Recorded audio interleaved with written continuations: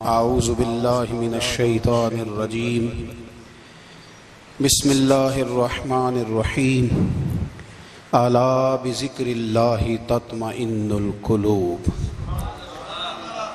صدق اللہ العظیم وصدق رسولہ النبی الکریم ان اللہ وملائکتہ یصلون علی النبی یا ایہا الذین آمنوا صلوا علیہ وسلموا تسلیما اللہم صل علی سیدنا و مولانا محمد معدن الجود والکرم وآلہ وصحبہ وبارک وسلم۔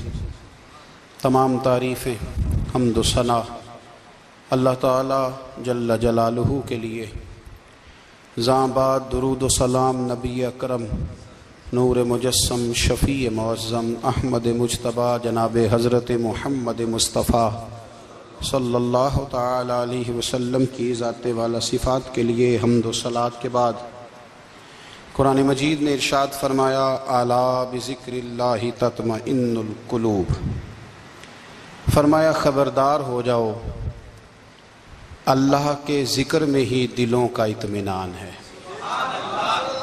اللہ کے ذکر میں دلوں کا چین ہے۔ لوگ بہت سارا مال، بہت ساری دولت، بہت ساری عقل اور بہت سارا شعور ہونے کے باوجود بے سکون ہیں۔ جس چیز نے زمانے کو تکلیف میں مبتلا کر دیا ہے اور جو چیز ڈھونڈنے سے نہیں ملتی وہ اطمینان ہے، وہ قرار ہے۔ لوگ بھیک مانگتے ہیں، منت کرتے ہیں، دہائی دیتے ہیں کہ کہیں سے سکون کی دولت مل جائے، لیکن وہ میسر نہیں آ رہی۔ بڑے بڑے لوگ ہیں اور میں عرض کر چکا ہوں کہ مالدار بھی ہیں اور عقل مند بھی ہیں، باشعور ہیں، پڑھے لکھے ہیں، پر قلبی سکون، راحت، اطمینان، چین انہیں میسر نہیں آ رہا۔ راتیں جاگ کر گزر جاتی ہیں، دن آزمائش میں بیت جاتا ہے۔ وہ کبھی اس کے لیے ٹھنڈے علاقوں کا سفر کرتے ہیں، کبھی دوستوں کی مجلسوں میں جا کر کے بیٹھتے ہیں، کبھی گھر سے دور اکیلے میں تنہائی میں وقت گزارنے کی کوشش کرتے ہیں، لیکن دولت سکون ناپید ہوتی ہے، میسر نہیں آتی۔ عرش کا رب فرماتا ہے کیوں تو بھٹکتا پھرتا ہے، کیوں دائیں بائیں جاتا ہے، چپ کر کے مسجد آ جا اور لوگوں سے بچ کے تنہائی میں میرا ذکر کر۔ اللہ ملے گا کیا؟ فرمایا اعلیٰ بذکر اللہ تطمئن القلوب، میں تیرے بے چین دل کو چین عطا کر دوں گا۔ وہ تیرا تڑپتا اور پھڑکتا ہوا مزاج، اسے میں سکون کی دولت دوں گا۔ یہ تجھے کہیں اور نہیں ملے گا، یہ میری یاد میں ملے گا۔ یہ چین، قرار، سکون تجھے یہیں میسر آئے گا۔ اطمینان قلبی زندگی کا حسن ہے بھائی، دولت سکون اصل ہے۔ بڑے ٹھنڈے کمرے میں کچھ لوگوں کو نیند نہیں آتی، اور داتا صاحب رحمۃ اللہ علیہ آپ جائیں تو دونوں سڑکوں کے بیچ جو فٹ پاتھ ہے نا، اس پہ بھی کچھ لوگ سوئے ہوتے ہیں۔ ادھر سے بھی گاڑیاں گزرتی ہیں، ادھر سے بھی گاڑیاں گزرتی ہیں، لیکن بس نیند ہے نا، اللہ کا فضل ہے، اس نے دے دی ہے، آنے والوں کو آ گئی ہے۔ اطمینان قلبی۔ میرا معاشرہ بے سکون ہے، بے قرار ہے۔ مجھے کچھ لوگ کہتے ہیں جی میں آج کل بڑا بور ہو رہا ہوں، تو میں کہتا ہوں یار ہمیں تو ٹائم ہی نہیں ملا آج تک بور ہونے کا، نہیں وقت ہی نہیں اتنا میسر آیا، کون سا ٹائم نکالے جس میں بندہ بور ہو؟ وہ تو ہے کہ انسان کچھ فارغ ہو، کہیں اس کے پاس گنجائش ہو تو بور بھی ہو لے۔ کیسے بور ہو لیتے ہو؟ یہ کیا ہوتا ہے بور ہونا؟ زندگی میں اتنا وقت ہی کہاں ہے کہ انسان بور ہوتا پھرے اور یہ تصور بناتا پھرے کہ میں بڑی آزمائش میں ہوں، تو میں بڑے بور ہو رہا ہوں، تو میں بڑی تکلیف میں ہوں۔ تو وقت بہت زیادہ ہے ہمارے پاس، لایانی کاموں میں ضائع بڑا ہوتا ہے، تو ہم بور ہوتے ہیں، پریشان ہوتے ہیں۔ اللہ فرماتے ہیں یہ جو میری یاد ہے نا، لیکن اس کا بھی ایک طریقہ ہے یاد کا، اس طریقے سے اگر میرے رسول کریم علیہ السلام نے فرمایا اللہ کا ذکر اس طرح کرنا کہ دیکھنے والا تمہیں دیوانہ سمجھے۔ لوگ سمجھیں کہ کوئی مجنون ہے، کوئی جنونی ہے، کوئی پاگل ہے۔ یہاں اللہ تعالیٰ معاف کرے، آپ ذکر کی مجلس چھیڑیں، آپ نعت شریف کی مجلس چھیڑیں تو بہت سارے لوگ پروفیسر بن جاتے ہیں، وہ ساری نہیں ہلاتے، ان کی زبان ہی حرکت میں نہیں آتی۔ حالانکہ رب کریم کا ذکر اس طرح کرو کہ دیکھنے والا تمہیں دیوانہ سمجھے، کہیں اور کھونے کی ضرورت ہی نہیں۔ میرے حبیب گویا ہمیں فرماتے ہیں تو رب کے ذکر میں اس طرح کھو جا کہ تجھے دنیا کا خیال ہی نہ رہے، تجھے پھر دنیا کی ہوش نہ رہے۔ لیکن اگر نماز میں بھی خیال غیر آئے، ذکر میں بھی توجہ کہیں اور ہو، زندگی میں وہ عجیب لمحہ تھا، وہ میرے ساتھ تھا اور میں تنہا تھا۔ اگر ماحول یہ ہو کہ آپ کہیں جسم کے ساتھ تو موجود ہوں، روح موجود نہ ہو، تو پھر لذت ذکر بھی میسر نہیں آتی، پھر کیف نہیں حاصل ہوتا۔ یاد رکھیں کہ اس طرح کھو کے رب کی یاد کہاں سے کیف آئے گا؟ الجھ ہی بڑا گئے ہیں۔ وہ مستی، وہ سرور، وہ کیف جو اللہ کے ذکر میں ہوتا تھا، جو کبھی مرشد کامل کے سامنے بیٹھ کر لوگ اللہ اللہ کرتے تھے تو لگتا یہ تھا کہ یہ یہاں ہیں ہی نہیں، یہ تو کہیں اور چلے گئے ہیں، یہاں موجود ہی نہیں۔ لیکن اب وہ موج نہیں، وہ شوق نہیں، وہ درد نہیں، وہ زیب نہیں۔ اقبال تڑپ کے کہا کرتے تھے، خیرت کی گتھیاں سلجھا چکا ہوں، یا رب مجھے صاحب جنوں کر دے، اللہ مہربانی فرما، وہ کیفیت دے، وہ سرور دے۔ زندگی میں اگر اطمینان چاہتے ہو تو کبھی کبھی سب کچھ بھول کے نا تو مست ہو جایا کرو رب کی یاد میں۔ کبھی کبھی چھوڑ دیں دنیا، چھوڑیں یار موبائل، کسی وقت کریں اس کو بند، چھوڑیں اس بات کا خیال کہ فلانے نے سلوٹ کیا ہے کہ نہیں کی، چھوڑیں۔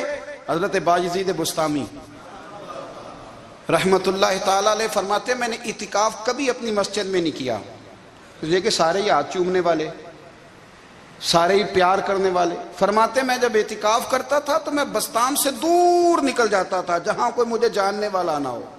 اٹھ بلیا چل اوتھے وسیے جتھے وس دے نہیں سارے ینے، نہ کوئی ساڈی ذات پچھانے تے نہ کوئی سانو مننے، چل ادھر چلیں۔ اٹھ بلیا چل اوتھے وسیے جتھے وس دے نہیں سارے ہی انے، نہ کوئی ساڈی ذات پچھانے تے نہ کوئی سانو۔ اتنا شوق ہے سلوٹ کرانے کا، اتنا شوق ہے تعارف کرانے کا، اتنا شوق ہے اپنا بتانے کا، تو یہ چیز غلبہ کر جاتی ہے، پھر نام رہ جاتا ہے، روح نہیں رہتی، پھر وجود رہ جاتا ہے، پھر باطن کی کیفیت نہیں رہتی۔ خدا را اپنے آپ کو بے چین نہ کرو، بے قرار نہ کرو، بے سکون نہ کرو، رب کی یاد میں آ جاؤ، درود و سلام میں آ جاؤ، نعت کے حسن میں آؤ، تلاوت کی دنیا میں آؤ، سجدوں کے نور میں آؤ، آؤ کبھی کھول کے دل مسجد کی صفائیاں کریں، آؤ نہ کبھی کوئی بوڑھا، دادی، نانی، دادا، ان کے پاس بیٹھ کے پیر دبا کے اللہ کو راضی کریں۔ یہ کیف والی جگہ ہیں، یہ سرور والی جگہ۔ اتنی بے چین ہماری زندگی ہے، بے قرار ہے، تڑپتے ہوئے لوگ، لڑتے ہوئے لوگ، ایسے لگتا ہے ابھی ایک دوسرے کا گریبان تھام لیں گے، بے قرار، بے چین۔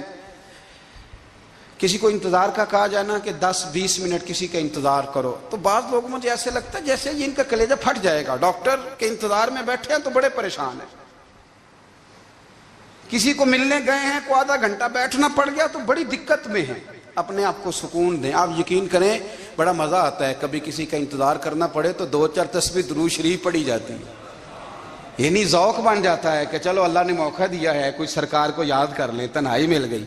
ہمارا مزاج جس سختی کا شکار ہے وہ سختی آہستہ آہستہ ہمیں زیادہ آزمائش میں ڈال گئی۔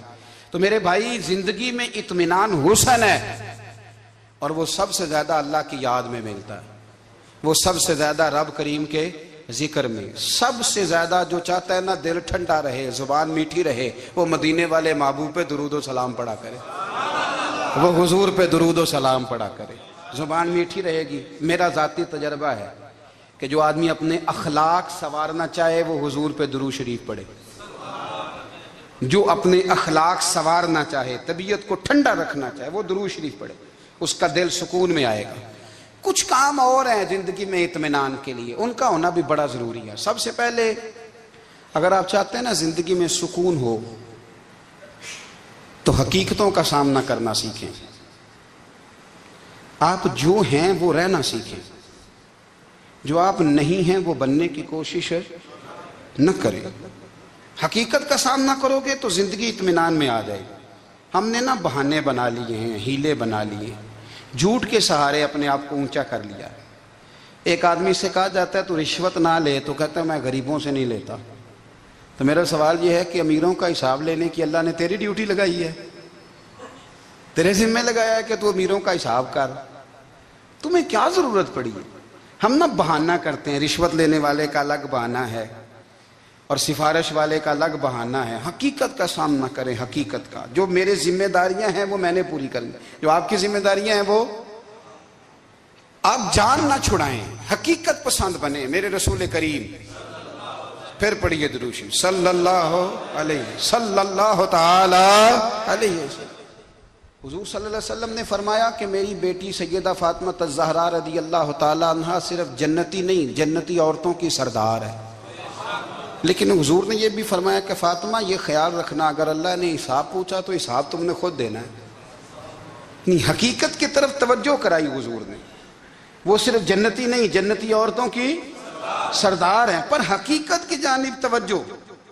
میں حقیقت یہ ہے کہ اگر مالک نے حساب پوچھا تو اس کی تیاری بھی کرنی ہے۔ دیکھیں نا، ہمیں کچھ یقین نہیں، اللہ معاف کرے کہ ہمارا حساب کیسا ہوگا، لیکن کتنے آزاد ہیں۔ یعنی بڑی دلیری سے بندے کہتے ہیں فجر نہیں پڑھتا جی، 3 پڑھتا ہوں جی، شاہ رہ جاتی ہے جی، کپڑے صاف، بڑی دلیری سے۔ اور سیدہ فاطمہ الزہرا نے ساری رات مصلی باز رکھا ہے، حالانکہ انہیں یقین تھا کہ رب مجھے بغیر حساب کتاب جنت دے گا۔ حقیقت کا سامنا کریں، جو حقوق آپ کے ہیں وہ آپ نے ادا کرنے ہیں، جو ذمہ داریاں ہیں وہ ذمہ داریاں ہیں۔ دیکھیں نا، حضرت موسیٰ کلیم اللہ علیہ السلام کے پاس اسرائیل روح نکالنے آئے تو حضرت موسیٰ نے تھپڑ مارا، آنکھ نکال دی، واپس گئے۔ اللہ انہوں نے تو جلال فرمایا ہے، کہا موسیٰ علیہ السلام سے کہیے بیل کی پشت پر ہاتھ رکھیں، جتنے بال ان کے دستے مبارک کے نیچے آئیں گے اتنے 1000 سال ان کی عمر بڑھا دی جائے گی۔ یعنی میرے کان میں کوئی بتا دے کہ جناب 60 سال بڑھ گئی، یا آپ کے کان میں کوئی کہہ دے تو خوشی ہوتی ہے کہ نہیں؟ لیکن یہ حقیقت پسندی نہیں، اس لیے کہ 60 بھی گزر جائیں گے، 70 بھی، یہ حقیقت نہیں۔ حضرت موسیٰ کلیم، چلے میں مثال دیتا ہوں، سمجھ لے 10 بال، حالانکہ بہت زیادہ آتے ہوں گے، 10 بال اگر حضرت موسیٰ کے ہاتھ کے نیچے آئے تو 10,000 سال تو عمر بڑھ گئی نا۔ 10 یعنی 10 سال نہیں، 10 نہیں، 10 بہت زیادہ تھی نا۔ تو حضرت موسیٰ کلیم اللہ علیہ السلام سے آ کے عرض کیا گیا، حضور بیل کی پشت پر ہاتھ رکھیں، جتنے آپ کے ہاتھ کے نیچے بال آئیں گے اتنے 1000 سال عمر بڑھ جائے گی۔ تو حضرت موسیٰ نے حقیقت پسندی والی بات کی، فرمایا پھر کیا ہوگا؟ 10,000 سال کے بعد پھر کیا ہوگا؟ کہا حضور جانا تو پھر بھی ہے، فرمایا پھر ابھی چلتے ہیں۔ اگر جانا ہے نا، جانا ہے تو پھر، اگر جانا ہے تو پھر ابھی۔ اور سجنوں، اگر نماز پڑھنی ہے تو ابھی کیوں نہیں؟ اگر داڑھی رکھنی ہے تو پھر رمضان کا انتظار کیوں کریں؟ ابھی کیوں نہیں؟ اگر سچ بولنا ہے تو پھر، اگر رزق حلال کھانا ہے تو پھر انتظار کاہے کا؟ حقیقت ہوتی ہے، بہانہ ہوتا ہے، حقیقت چھپ نہیں سکتی بناوٹ کے اصولوں سے، کیونکہ خوشبو آ نہیں سکتی کبھی کاغذ کے پھولوں سے۔ یہ بات یاد رکھیں، اگر جانا ہے تو حضرت کلیم فرمانے لگے پھر 10,000 سال کے بعد بھی جانا ہے تو آج بھی۔ ہمیں بے قراری زندگی میں اس لیے کہ ہم حقیقت پسند نہیں، ہم بہانوں میں، ہم ہواؤں میں جیتے ہیں، ہواؤں میں، خیالات میں زندگی گزارتے ہیں۔ بڑا ٹائم پڑا ہے، مثلاً کتنا میرے رسول کریم صلی اللہ تعالیٰ علیہ وآلہ وسلم نے ایک دن صحابہ سے فرمایا تمہیں حیا نہیں آتی؟ حضور کیا ہوا؟ فرمایا وہ والے مکان بناتے ہو جن میں تم رہ نہیں سکتے، وہ والا مال جمع کرتے ہو جو کھا نہیں سکتے، حیا نہیں آتی؟ عرض کی حضور حکم کریں تو محبوب فرمانے لگے جوتے کا ایک تسمہ بند کرتا ہوں تو سوچتا ہوں دوسرا بند کرنے سے پہلے موت آ جائے گی، ایک سانس اندر جاتی ہے تو دوسرا آنے سے پہلے میں یاد کرتا ہوں کہ مجھے دنیا سے جانا ہے۔ تمہیں حیا نہیں آتی؟ وہ مکان بناتے ہو جن میں رہ ہی نہیں سکتے، وہ مال جمع کرتے ہو جو کھا۔ حقیقت پسند نہیں بھائی ہم۔ بہت سارے لوگ ہیں بڑی باتیں سناتے ہیں، بڑی، میں کہتا ہوں اصل میں نا زیادہ باتیں سنا کے نا بیچارہ اپنے آپ کو مطمئن کرنا چاہتا ہے. اصل بات یہ ہے کہ اندر سے نا ہلا ہوا ہے، کچھ بھی نہیں، بڑا زیادہ ہنستا ہے اور مجھے لگتا ہے کہ کوئی گہرا زخم چھپا رہا ہے. اس لیے ملمہ سازی، حقیقت پسند بنو، حقیقت پسند. یاد رکھنا، من ترک صلاۃ متعمدا فقد کفر. میرے رسول نے حقیقت بیان کی، فرمایا جس نے ایک نماز بھی جان بوجھ کے چھوڑی اس نے رب کے رب ہونے کا انکار کیا، اس نے کفران نعمت کیا. یہ حقیقت ہے، کوئی کلیریفیکیشن نہیں، کوئی وضاحت نہیں. جو نماز نہیں پڑھتا، جھوٹ بولتا ہے، غلط بیانی کرتا ہے. جو شخص رزق حرام کما کے کہتا ہے کہ اس کے بغیر گزارا نہیں چلتا، وہ جھوٹ بولتا ہے. اس لیے کہ رب فرماتا ہے جب تجھے پیدا کیا ہے تو تیرا رزق میرے ذمہ ہے. اللہ فرماتا ہے کہ لا یکلف اللہ نفسا الا وسعها، میں کسی پر وہ بوجھ نہیں ڈالتا جو اٹھا نہ سکے. نماز فرض کیا، اس کا مطلب ہے ہم پڑھنے کے قابل ہیں. اس نے ہمارے ذمہ داریاں لگائی ہیں تو مطلب یہ ہے کہ ہم ذمہ داریاں ادا کرنے کے قابل ہیں، ورنہ وہ کہتا ہے میں وہ بوجھ ڈالتا ہی نہیں جو تجھ سے اٹھایا نہ جائے. اگر چاہتے ہو کہ زندگی میں اطمینان ملے تو خدا را حقیقت پسندوں والی زندگی گزارو. یہ فضاؤں میں زندہ رہنا، ہواؤں میں اللہ بڑا معاف کرنے والا ہے، اللہ بڑا کریم ہے، معاف کر دے گا. تو بھئی یہ بات صحابہ کو بھی پتا تھی، یہ اہل بیت کو بھی خبر تھی، تو وہ تو ایک ایک بات کا لحاظ کرتے تھے. یہ غوث اعظم کو بھی پتا تھی، یہ ان کے والد کو بھی پتا تھی جنہوں نے کسی کا ایک سیب کھا لیا تھا تو 12 سال اس کے گھر میں نوکری کرتے رہے. انہیں نہیں پتا تھا اللہ بڑا کریم ہے، معاف کر دے گا، ایک سیب ہی ہے نا. تو حقیقت پسندی آپ کو سکون دے گی. اور اگر آپ نے اپنے آپ کو غیر مطمئن کیا ہوا ہے، بات کچھ اور ہے، اور آپ نے اپنے آپ کو ڈال کسی اور طرف لیا ہے، تو پھر آپ کو سکون مل سکتا؟ سکون حقیقت پسندی میں، اصل میں سکون ہوتا ہے، اداکاری میں سکون نہیں ہوتا. تیسری بات سنیں، اگر آپ چاہتے ہیں زندگی میں مطمئن رہیں تو دنیا داروں سے امیدیں توڑ دیں، اللہ اور اس کے رسول سے امید وابستہ کریں، اولیاء اللہ سے امیدیں وابستہ کریں، صحابہ اور اہل بیت سے امیدیں، اللہ اور اللہ والوں سے امیدیں، دنیا داروں سے امیدیں. آپ کو پتہ ہے دنیا دار کی تباہی کب ہوتی ہے؟ جب انہیں خوشامدی مل جاتا ہے. چودھری کا بیڑا اس وقت غرق ہوتا ہے جب اسے چودھری کہنے والے زیادہ ہو جاتے ہیں. سیٹھ صاحب اور نواب صاحب بیچارے تباہ تب ہوتے ہیں بھولے پن میں، جب ان کے دائیں بائیں ریلا ہوتا ہے سیٹھ صاحب کہنے کا. لوگ انہیں کھانا چاہتے ہیں، پیار ان کا نہیں ہوتا، ان کی جیب کا ہوتا ہے. محبت ان سے نہیں ہوتی، ان کی کرسی سے ہوتی ہے. ضروریات کا پیار ہوتا ہے، تباہ کر دیا جاتا ہے. ہماری ساری توقعات دنیا داروں سے وابستہ ہو گئی ہیں. ناراض نہ ہونا، پیروں نے، مولویوں نے، درویشوں نے، انہوں نے بھی سیٹھ رکھے ہوئے جلسوں کی صدارت کرانے کے لیے. یعنی مذہبی جلسہ ہے، اس میں بہت زبردست پڑھے لکھے صاحب تقوی عالم کا خطاب ہے، اور کی صدارت وہ بندہ کر رہا ہے جس نے عشاء کی نماز بھی نہیں پڑھی. وہ بندہ صدارت کر رہا ہے، کیوں؟ اس لیے کہ اس نے ₹1,00,000 دیا محفل میں. خدا را دنیا داروں سے امیدیں چھوڑ دیں، ورنہ آپ کمزور پڑ جائیں گے، آپ کی امیدیں ٹوٹیں گی. کتنا کمزور ہے وہ شخص جو 2-4 ہزار کے لیے کسی بندے کی چاپلوسی کرتا ہے، اس کے پیچھے بھاگتا ہے، خوش آمدیں کرتا ہے تھوڑے سے نوٹوں کے لیے. دکھ سکھ میں کام آئے گا اس کام کے لیے. میرے رسول کریم علیہ السلام نے فرمایا جس نے بندوں کو راضی کرتے کرتے رب کو ناراض کر دیا، اس کی دنیا بھی گئی اور آخرت بھی گئی. اور فرمایا جس نے بندوں کی پرواہ نہیں کی، اللہ کو راضی کیا، فرمایا اگر رب راضی ہو گیا تو لوگوں کے دلوں میں بھی محبت پیدا فرما دے گا.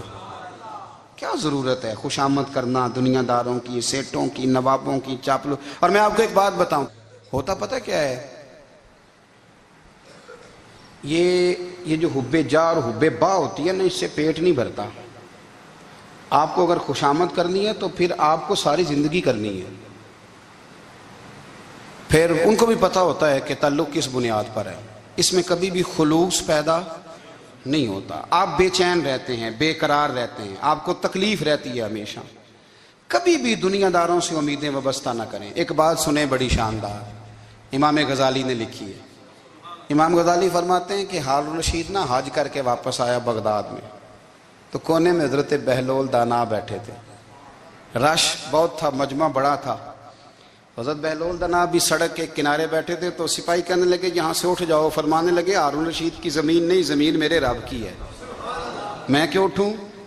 وہ قریب سے گزرا تو سلام لی، تو آپ نے اس کا پروٹوکول دیکھا تو فرمانے لگے ہارون رشید تجھ سے تگڑے تگڑے موٹے موٹے پروٹوکول میں نے لوگوں کے دیکھے ہیں، اور یہ جو تیرے دائیں بائیں آج تیرے نعرے لگا رہے ہیں یہ پہلے ان لوگوں کے نعرے لگایا کرتے تھے، اور تھوڑا وقت گزرنے دے، جو تیرے بعد آئے گا نا یہ سارے پھر ان کے نعرے بھی لگائیں گے۔ تو جھوٹ کی دنیا میں زندہ ہے، ان سے تو نے امیدیں وابستہ کی ہیں، یہ کل اس کے نعرے لگائیں گے۔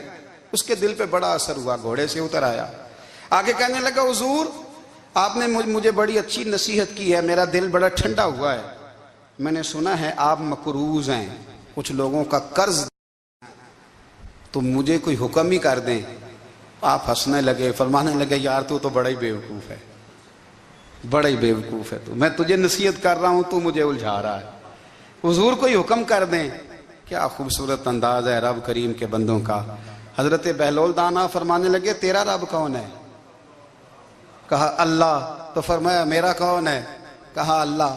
فرمانے لگے یہ تو نہیں نہ ہو سکتا کہ اللہ ہارون رشید کو دیتا رہے اور بہلول دانا کو بھول ہی جائے، یہ تو نہیں نہ ہو سکتا کہ ہارون رشید کو دیتا رہے اور بہلول دانا کو بھول جائے۔ فرمایا اس کا دل، اس کا ارادہ ہوا، ارادہ قدرت ہوا کہ بہلول مقروض رہنا چاہیے، تو اگر رب مجھے رکھنا چاہتا ہے، دکھ قبول محمد بخشا راضی رہن پیارے، اگر وہ چاہتا ہے میں مقروض رہوں تو میں بھی چاہتا ہوں کہ میں مقروض ہی رہوں، یہ تو نہیں نہ ہو سکتا کہ تجھے دے اور مجھے نہ دے۔ فرمایا میری تجھ سے کوئی امید نہیں، مجھے جب بھی دے گا میرا رب بھی دے گا، اور وہ دے گا تو پھر انشاءاللہ خزانے کھول کے دے گا۔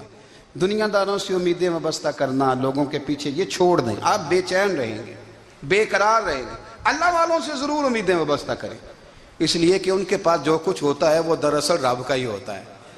لیکن سیٹھوں سے، نوابوں سے، سیاستدانوں سے باز آ جائیں، ہماری بڑی امیدیں وابستہ ہیں۔ میں اکثر کہتا ہوں جتنے پھیرے نوکری کے لیے دنیا دار کے دروازے پہ لگائے ہیں نا، اس سے کم دفعہ مسجد میں نفل پڑے ہوتے تو رب اتنی بڑی مہربانی فرما دیتا۔ تیسری بات یہ یاد رکھیں، اگر سکون لینا چاہتے ہیں نا، اگر سکون لینا چاہتے ہو نا تو لوگوں کو ڈسکس کرنا بند کر دو۔ کس کو اللہ نے کتنے پیسے دیے ہیں وہ جانے اور اللہ جانے، کس کو اللہ نے کتنی گاڑیاں دی ہیں وہ جانے، اور لوگوں کو ڈسکس کرنا جی۔ یعنی میں ایک جگہ بیٹھا تھا تو ایک صاحب گاڑی والا گزرا، گاڑی میں بیٹھ کے، اس کا پڑوسی تھا، کہندے تھا منہ ہے کار والا، میں کہ وہ تے ہے تاں ہی بیٹھا ہے، تے ہن میں کہ سمجھانا سی نا انہوں، میں کہ توں تے میں حساب لائیے بھی ساڈے کول کوئی نہیں، وہ تے ہے، لیکن نا اللہ نے اسے دی ہے نا، تو اللہ نے چاہا نا وہ کار میں بیٹھے، تو اس نے پھٹے پہ بیٹھ کے یہ تبصرہ کیا کہ منہ ہے کار والا، میں کہ ابھی وہ تے ہے تاں کار ہے تھے۔ اب مجھے اور تجھے اندازہ لگانا چاہیے کہ ہم کیا یہ بحث ہے، یعنی اللہ کو چاہیے تھا معاذ اللہ کے پہلے تجھ سے پوچھتا کہ اسے کار دینی ہے کہ نہیں، کیا مطلب فضول بحث ہے۔ وہ چیز ہمیں اتنا تنگ کرتی ہے، اتنی تکلیف دیتی ہے کہ آپ یقین کریں سارا دن اسی کو ڈسکس کرتے ہیں، سارا دن اس کے پاس گاڑی ہے، اس کے پاس کار ہے، فلانے کا پیسہ 1 نمبر ہے، فلانے کا 2 نمبر ہے، فلانے کا 6 نمبر ہے۔ اصل بات کے اندر حسد ہے، اس کو نکالو۔ ایک بات کہنے لگا ہوں، اسے یاد رکھنا، میرے اعلیٰ حضرت رحمۃ اللہ علیہ فرمایا کرتے، حسد کرنے والا بندوں پر اعتراض نہیں کرتا، اللہ پر اعتراض کرتا۔ وہ کہتا ہے اللہ اسے کیوں دیا ہے، اتنا کیوں دیا ہے، معاذ اللہ وہ اللہ کی تقسیم پر اعتراض کرتا۔ حسد کرتے ہو بے چین رہو گے، حسد آپ کے دل کو تڑپا کے رکھ دے گا، چھوڑے۔ اللہ بڑا کریم ہے، جس کو جہاں چاہتا ہے وہاں بٹھا دیتا ہے۔ آپ قطعاً اس بحث میں نہ پڑے کہ اللہ نے کس کو کتنا دیا ہے، کب دیا ہے، کیوں دیا ہے، وہ بڑا بے نیاز ہے۔ حسد آپ کو تباہ کرے گا۔ دنیا میں پہلا گناہ جو ہوا تھا وہ حسد تھا۔ ابلیس نے حضرت آدم سے حسد کیا، کہنے لگا میں بہتر ہوں، سرداری اس کو مل رہی ہے، یہ تو اللہ کو پتہ ہے نا کس کو دینی ہے۔ اور دنیا میں پہلا قتل حسد کی وجہ سے ہوا، حابیل قابیل کے درمیان حسد کا معاملہ تھا۔ خاتون کا نکاح اس سے کیوں ہو رہا ہے، مجھ سے ہونا چاہیے۔ حسد تباہی کرتا۔ اب یقین کریں، یعنی دکاندار کے سامنے دوسری دکان پڑتی ہے اور پریشان ہو جاتا ہے، وہ کہتا ہے میرا کیا بنے گا، لا حول ولا قوت الا باللہ العلی العظیم۔ یعنی تیرا کیا خیال ہے کہ تیرے حصے کی روٹی وہ کھا جائے گا؟ اتنا چھوٹا دل، یعنی تیرا موقف یہ ہے کہ تیرے حصے کا نصیب اس تک چلا جائے گا، یہ تیری خواہش ہے؟ ایک دوسرے کی کمزوریاں بیان کرنا، اس کا تو مال ہی ناقص ہے جی، اس کے تو پاس ہی کچھ نہیں، یہ تو کمزور لوگوں کا طریقہ ہے۔ میرے رسول کریم علیہ السلام گزر رہے تھے، پت جھڑ کا موسم تھا، خزاں کا موسم تھا، درختوں کے پتے جھڑ رہے تھے، صحابہ کو ساتھ لے کے حضور گزرے اور ایک درخت کی ٹہنی کو پکڑ کے حضور نے ہلایا۔ صحابہ فرماتے ہیں کہ چھم چھم اس کے پتے گرے، زمین پر ڈھیر لگ گیا۔ حضور نے فرمایا دیکھا تم نے کیا ہوا؟ حضور ہاں۔ فرمایا کتنی تیزی سے پتے جھڑے ہیں، صرف تنا رہ گیا ہے اور خالی ٹہنیاں رہ گئی ہیں، کوئی حسن بچا ہے؟ حضور نہیں۔ تو نبی کریم فرمانے لگے جو حسد کرتا ہے نا، اس کی نیکیاں بھی اسی طرح جھڑ جاتی ہیں، اسی طرح۔ اور ایک جگہ حضور فرمانے لگے جس طرح راکھ لکڑی کو آگ جب آگ کھا جائے تو پھر لکڑی کو لکڑی نہیں کہا جاتا، راکھ کہا جاتا ہے، کوئلہ کہا جاتا ہے، اس کی اصل باقی یعنی اسے کھائی جاتی ہے۔ تو حضور علیہ السلام فرمانے لگے جس طرح آگ لکڑی کو کھا جاتی ہے، فرمایا اسی طرح حسد نیکیوں کو کھا جاتا ہے، نیکیاں رہتی نہیں۔ حسد کرنے والے کے پاس نیکیاں یعنی ان کی اصل شکل موجود، کبھی بھی حسد نہیں کریں۔ اللہ کی تقسیم ہے، جس کو چاہے جب چاہے جتنا چاہے عطا کرے۔ اور چوتھی بات میرے بھائی، کبھی بھی بغض نہ پیدا کریں۔ بغض والے لوگ بے سکون رہتے ہیں۔ بہت ساری کمزوریاں ہمارے اندر ہوتی ہیں نا، پھر اللہ ہماری روزی تو نہیں نہ بند فرماتا، یہ تو نہیں کہتا کہ زمین سے نکل جاؤ۔ اگر یہی والا معاملہ ہو جو ہمارا ہے کہ شادی پہ اس نے میرے ساتھ برا سلوک کیا تھا، اب ساری زندگی بغض رکھنا ہے، اگر یہی معاملہ فرشتے اللہ کی بارگاہ میں کہیں کہ یا اللہ اس نے فلانے دن شراب پی تھی، اب اس کو زمین میں نہیں رہنے دینا، نظام زندگی چلے گا؟ تو اگر اللہ ہمیں معاف کرتا ہے تو ہم بندوں کو معاف کیوں نہیں کرتے؟ آپ یقین کریں اتنی لمبی عداوتیں، اتنا لمبا حسد، اتنا لمبا بغض، اتنا لمبا۔ حدیث میں نے پڑھی، میں حیران رہ گیا۔ میرے نبی کریم علیہ السلام نے فرمایا اپنی بیوی سے کبھی بغض نہ رکھنا، اگر اس کی ایک بات ناپسند ہو تو اسے چھوڑ کے وہ بات دیکھو جو تمہیں پسند ہے۔ میں اس حدیث کو پڑھ کے سوچنے لگا کہ کیا بیوی کا بھی بغض رکھتے ہیں لوگ؟ اب حضور نے کہا ہے تو اس کا مطلب ہے لوگ بیوی کا بغض بھی رکھتے ہیں۔ اب اس پر استدلال کر کے مجھے کہنا پڑے گا کہ سسرال والوں کا بغض بھی رکھتے ہیں، کہنا پڑے گا کہ بھائی کے سسرال والوں سے بھی بغض رکھتے۔ اس حدیث کی روشنی میں سمجھا کہ لوگ بھابھی کا بغض بھی بغض رکھتے ہیں، بغض، ورنہ عادتیں تو ہماری بھی کئی بری ہوتی ہیں۔ اگر عادات ایک وجہ بنے اختلاف کی تو عادتیں تو ہماری بھی کئی بری ہیں، لیکن ہم اپنی بری عادتوں سمیت اپنے آپ سے پیار کرتے ہیں، اور سامنے والے کی ایک بھی عادت بری ہو تو اس سے بغض رکھتے ہیں۔ بغض نہ پیدا کریں۔ میرے نبی پاک علیہ السلام نے فرمایا کچھ چیزیں تمہارے دین کو مونڈ ڈالیں گی، تباہ کر دیں گی، کاٹ دیں گی۔ حضور کون سی؟ فرمایا حسد، تکبر اور بغض، یہ تمہارے دین کو تباہ کر دیں۔ ہم بے چین اس لیے ہیں کہ ہم نے بہت سارے لوگوں کا بغض پالا ہوا ہے، اور ہر فیلڈ میں سیاستدان نے سیاستدان کا، ذاتیات پر اتر کے بات کرتے ہیں، معزز ترین لوگ، تاجر نے تاجر کا، اللہ ماشاءاللہ بعض جگہ پہ اہل علم بھی ایک دوسرے سے عداوت رکھتے ہیں۔ خدا را دل رب کریم کے آنے کا ٹھکانہ ہے، یہ صاف ہوگا تو اس میں رب رسول کے جلوے ہوں گے، اگر اس میں عداوت ہو، اس میں بغض ہو، اس میں کینہ ہو، نفاق ہو۔ سنیں میرے رسول کریم حضرت ابوبکر صدیق رضی اللہ تعالیٰ عنہ کہتے ہیں میں رو ہی پڑا۔ مکہ فتح ہوا نا تو اکرمہ بن ابو جہل نے پیغام بھیجا کہ میں نا کلمہ پڑھنے کے لیے آ رہا ہوں۔ بات لمبی ہے، میں موضوع پہ رہنا چاہتا ہوں۔ کہتے ہیں جب وہ آنے لگا نا تو نبی پاک نے ہم سب کو بلایا، ہم حاضر خدمت ہوئے تو حضور فرمانے لگے کہ اس کے باپ نے نا بڑا ظلم کیا ہے ہمارے ساتھ، ابو جہل نے بڑا ستایا ہے، بڑی تکلیف دی ہے۔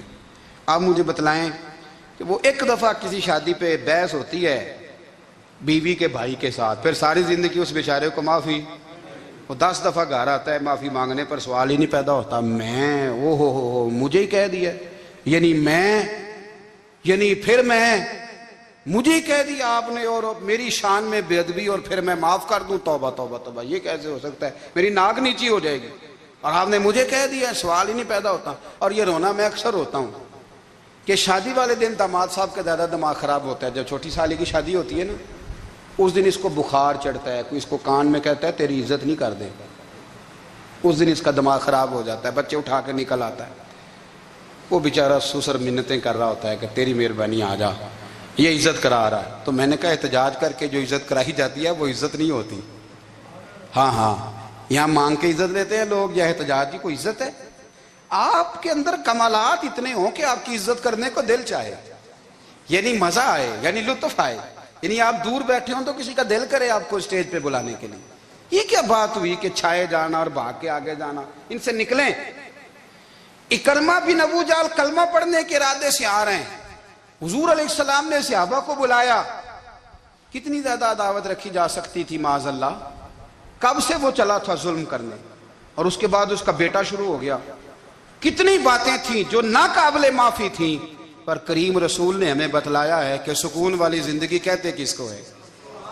جب سب لوگ جمع ہو گئے تو حضور نے فرمایا بھئی وہ کلمہ پڑھنے آ رہا ہے، اس کے باپ نے ظلم بڑے کیے ہیں، پر میری نصیحت یہ ہے کہ اس کے سامنے اس کے باپ کو برا نہ کہے، خبردار کوئی اس کے سامنے کوئی بات نہ کرے۔ اب وہ کلمہ پڑھنے آ رہا ہے، مطیع ہو کے آ رہا ہے، بان کے آ رہا ہے۔ کہتے ہیں اللہ کے رسول نے نا کافی دیر تک خطبہ دیا، بریفنگ دی، بات سمجھائی۔ جناب صدیق اکبر کہتے ہیں میں رو پڑا۔ ایک صحابی مجھے کہنے لگے تمہیں کیا ہوا؟ تو میں نے کہا میں مصطفیٰ کی رحمت پہ رو رہا ہوں۔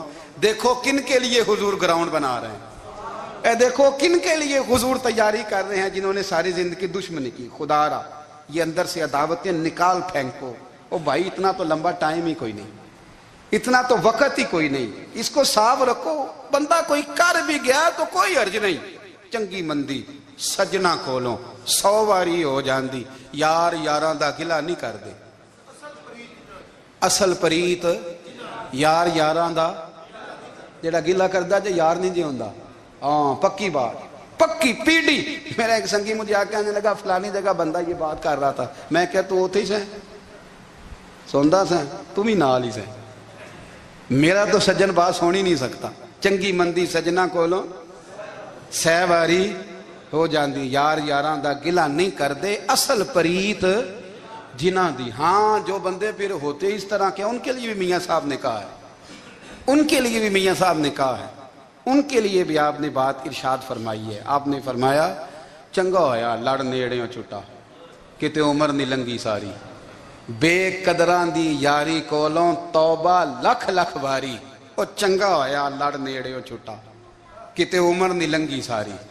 جو اس طرح کا تھا نا شکوے کرنے والا، بغض رکھنے والا، فرمایا بے قدران دی یاری کولوں توبہ، یعنی لاکھ تے لاکھ کنے ہو گئے، یعنی 2 لاکھ باری توبہ کی تھی انہوں نے، گنی نہیں جا سکتی جتنی میاں صاحب نے توبہ کر دی۔ بے قدرے دوست، بے قدران دی یاری کولوں توبہ لکھ لکھ باری، چنگا ہویا لڑ نیڑیوں چھٹا، کتے عمر نہیں لنگی ساری۔ تو مہربانی کریں، ایک تو اگر آپ مطمئن رہنا چاہتے ہیں تو کبھی کبھی نا مست ہو کے ذکر الہی کریں، مست ہو، وہ والا ذکر نہیں جس میں آپ موبائل بھی دیکھ رہے ہیں اور کہانیاں بھی۔ میرے سامنے کو بندہ جمعے والے دن یا تقریر کے درمیان تسبیح لے کے بیٹھ جائے تو میں اس سے پوچھتا ہوں تو دو کام ایک ٹائم جی میں پہ کرنا ہے؟ میری بھی بات سن رہے ہو، تسبیح پڑھی تو ممکن ہی نہیں۔ تسبیح تو تسبیح ہے، جب وہ ہوگی تو پھر کوئی اور کام سوال ہی نہیں پیدا ہو۔ ایک تو ذکر کریں محو ہو، دوسری بات حقیقت کا سامنا کریں۔ آپ اگر مطمئن رہنا چاہتے ہیں تو حقیقت پسند بنیں۔ تیسری بات حسد چھوڑ دیں، دوسروں کو ڈسکس کرنا چھوڑ دیں، آپ یہ دیکھیں کہ اللہ نے مجھے کیا کچھ دیا، اس پہ راضی رہیں۔